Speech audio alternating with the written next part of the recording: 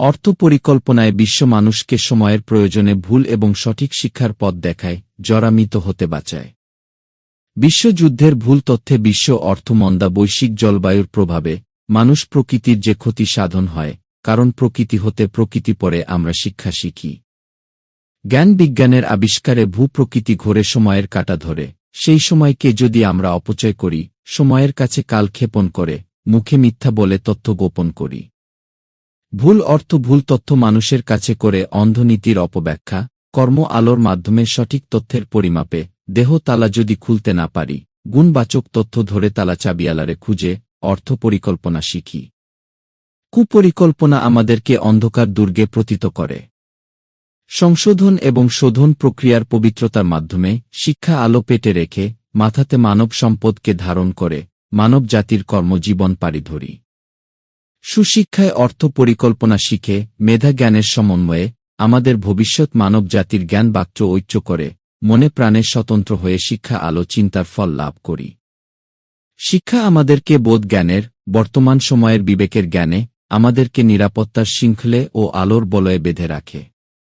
আর যারা শব্দ কক্ষপথ চেনে না, নিঃশব্দের শব্দবস্তুর আলোর কালি পেটে নাই, তারা নিজেকে জানে না, নিজেই নিজের ক্ষতি করে, তাদের কর্মে প্রকৃতি এবং জলবায়ু দূষিত করে ভারসাম্যতা নষ্ট করে।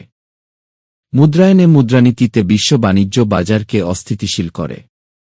মানব সম্পদ সুরক্ষা মুদ্রায়ন নীতি মহাপ্রকৃতির কৃষ্টি।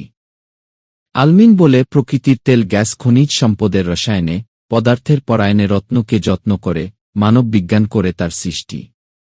নিজেকে যে ভালোবাসে নিজের ভিতরে সে বিশ্ব দেখে, বিশ্ব হয়ে বিশ্বলয়ে মহাপ্রকৃতির সেন্সরের শব্দ হতে শব্দ পড়ে।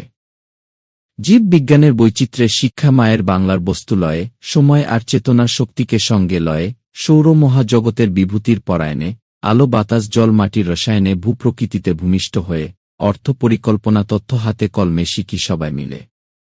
কালময় অর্থ আলোচনার মাধ্যমে আলোক পাঠ করে অগ্রগতি শিক্ষায় প্রজন্ম থেকে প্রজন্মে আলোকিত করি মানবতার দোয়ারে সব মানুষের মনে অর্থ পরিকল্পনা শিক্ষার ভবিষ্যৎ হাসে।